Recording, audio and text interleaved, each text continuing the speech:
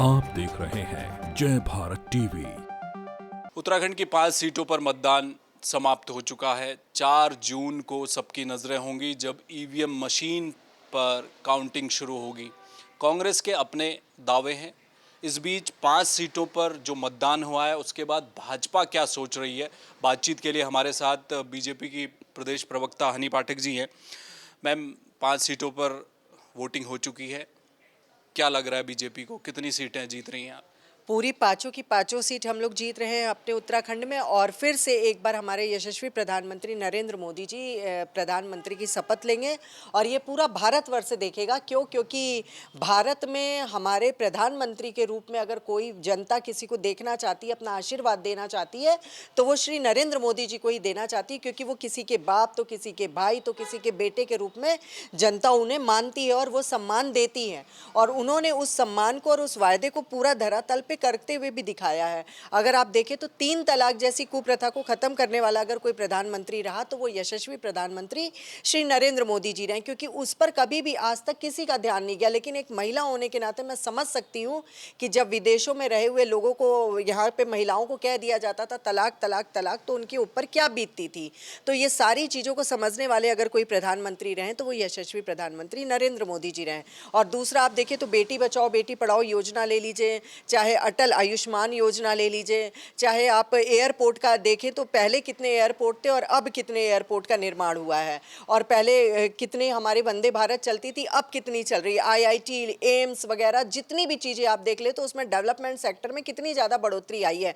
आज हमारा भारतवर्ष 70 साल बनाम 10 साल अगर आप देखते हैं तो पहले हमारा भारतवर्ष क्या कभी भी 5वीं सबसे बड़ी अर्थव्यवस्था में नहीं आ पाता था। 70 साल का समय बहुत बड़ा समय होता है। लेकिन हमारे प्रधानमंत्री नरेंद्र मोदी जी के रहते 5वें नंबर की सबसे बड़ी अर्थव्यवस्था में हमारा भारतवर्ष बन के उभरा है।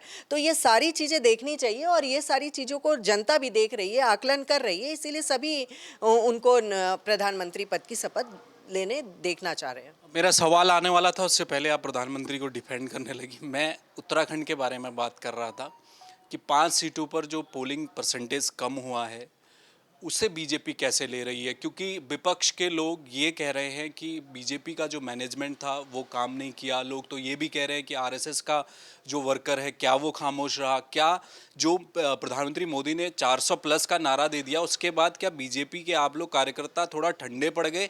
आपको लगा कि नहीं जी 400 तो आ रहे हैं और वो कहीं उल्टा तो नहीं पड़ गया दाव?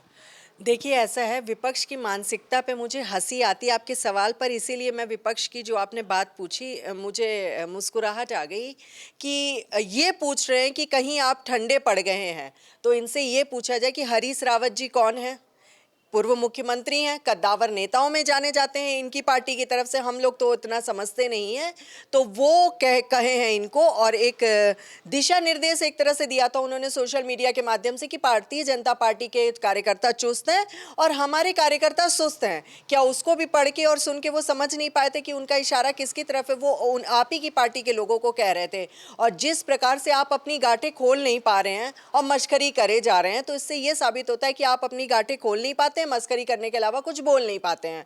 और तीसरी बात जो आप कह रहे हैं कि उत्तराखंड में 5 लोकसभा सीट और जो लोगों ने वोट नहीं की, तो उनके बारे में मैं ये कहना चाहूँगी, हमारे मुख्यमंत्री प्रदेश के मुख्यमंत्री श्री पुष्कर सिंह धामी जी ने उसका संज्ञान लिया और कल ही उन्होंने ये बात कही है कि उस पर पूरी तरीके से देखना चाहिए कि वहाँ गाँव वालों को किस प्रकार से समस्या का सामना करना पड़ रहा है और जितनी जल्दी हो सके उस समस्याओं से निजात दिलाना चाहिए गाँव वालों को। क्योंकि वो अगर किसी बात से नाराज है तो उनकी नाराजगी दूर करना हमारा सर्वप्रथम कार्य है।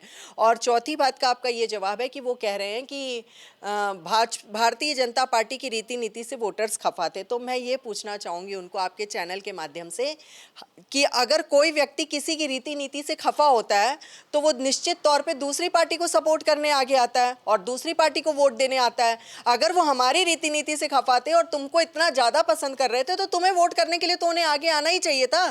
तुमसे उन्होंने क्यों पल्ला झाड़ लिया? तो इस तरीके की बेबुनियाद बेबुनियादी बातें ना करें, क्योंकि एक होता है ना इनके इंडी गठबंधन के लिए मैं बोलना चाहूँगी, कहीं का ईंट कहीं का रोड़ा, भानुमति ने कुनबा जोड़ा। तो ये इस प्रकार का जो ये कुनबा जोड़े उसके लिए तो कम से कम सतर्क रहो और बेबुनियादी बातें मत करो। जो बेबुनियादी बातें कर रहे हो कि भारतीय जनता पार्टी की रीति नीति से खफा होकर वोटर्स वोट देने नहीं आया। अरे भाई, अगर हमारी रीति नीति से खफा होकर बाई चांस वो वोट देने नहीं आया तो तुमको तो चुनने के लिए आ जाता, लेकिन वो तुम्हें भी चुनने के लिए नहीं आया। तो उनका सीधा सीधा ये अभिप्राय है कि हम वोट देंगे तो भारतीय जनता पार्टी ही हमारा ये कार्य करके दे के दिखाएगी और भारतीय जनता पार्टी ही हमारी समस्याओं को दूर करेगी, और हम वोट देने जाएंगे भी तो अब भारतीय जनता पार्टी को ही देना चाहेंगे। इससे ये साबित होता है कि वो भारतीय जनता पार्टी से पूरी तरीके से खुश है, इसीलिए उन्होंने दूसरी पार्टी का भी दामन नहीं थामा, उन्होंने वोट ही नहीं दिया, क्योंकि उन्हें पता है कि समस्या का समाधान अगर कोई है तो वो भारतीय जनता पार्टी ही है।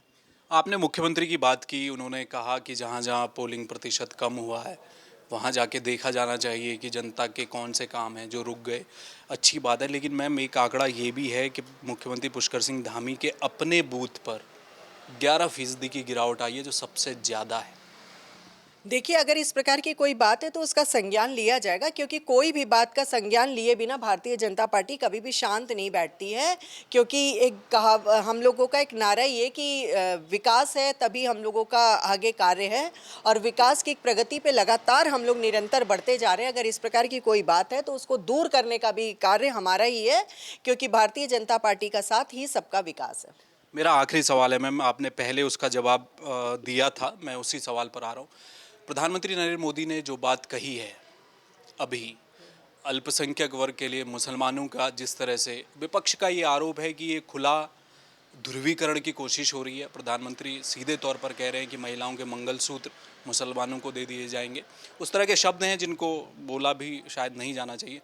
क्या लग रहा है बीजेपी को, क्या प्रधानमंत्री ने जो बात कही है उसके साथ पार्टी खड़ी है, और वो क्यों कही गई है?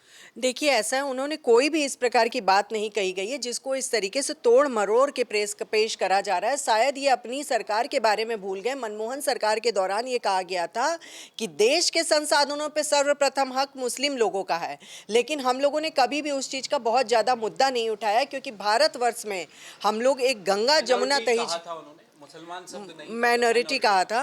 तो इससे क्या साबित होता है कि आप लोग विभाजित कर रहे हैं लोगों को। विभाजित तो कम से कम ना करिए, क्योंकि सभी हमारे भारतवर्ष में गंगा जमुना तहजीब वाले हैं।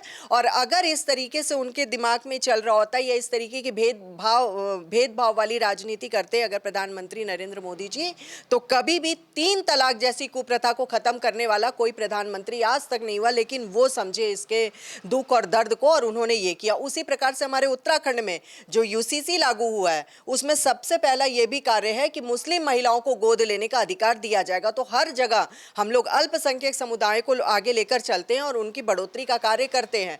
तो इस प्रकार की ये जो बात कर रहे हैं, ये लगातार जो कर रहे हैं, ये तो दुष्टीकरण और तुष्टीकरण की राजनीति, क्योंकि दुष्टीकरण की राजनीति की दृष्टि में भी देखा जाएगा कि ये इस प्रकार की बातें करके भ्रम फैला रहे हैं।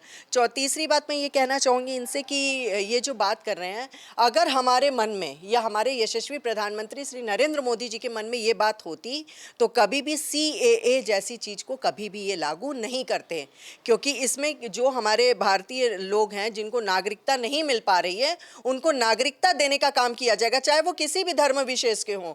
तो ये नागरिकता देने वाला कार्य भी हम ही कर रहे हैं। मुसलमानों को छोड़ दिया ना CAA में भी। देखिए, ऐसा है कि मुसलमानों को जो छोड़ने की आप बात कर रहे हैं, भारतवर्ष में पहले ही काफ़ी अल्पसंख्यक समुदाय के लोग हैं और वो यहाँ पर एक परिवार की तरह से रहते हैं। कोई सेवई के, हम लोगों को ईद में सेवई खिलाता है तो होली की गुजिया भी खाता है। तो इस प्रकार की तहजीब को लेके हम आगे बढ़ रहे हैं। इस चीज़ को इस तरीके से ना देखा जाए। मैं निवेदन करना चाहती हूँ कि दुष्टीकरण की राजनीति अब ना करें और वो अपने इंडी गठबंधन, इंडी छठबंधन या इंडी ठग बंधन पे ध्यान दे तो वो ज़्यादा बेटर रहेगा, क्योंकि वो गठबंधन होने से पहले ही छठबंधन के तरीके में चला गया है। बहुत शुक्रिया मैम, धन्यवाद। तो ये थी हनी पाठक, उत्तराखंड भाजपा की प्रदेश प्रवक्ता।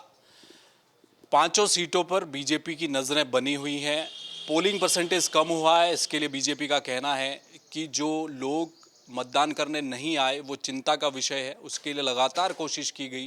भाजपा का कार्यकर्ता चुनाव में जुटा रहा, लेकिन जो निराश जो लोग थे वो कांग्रेस की तरफ भी नहीं गए हैं। इसको भी भाजपा एक अपनी जीत के तौर पर ले रही है कि जो वोट बैंक बीजेपी का था उसने अगर वोट नहीं दिया है तो वो कांग्रेस की तरफ भी नहीं गया। देखना अब ये है कि जब 4 जून को काउंटिंग होगी और नतीजे सामने आएंगे तो ये गिरता हुआ पोलिंग परसेंटेज किसके फेवर में जाता है।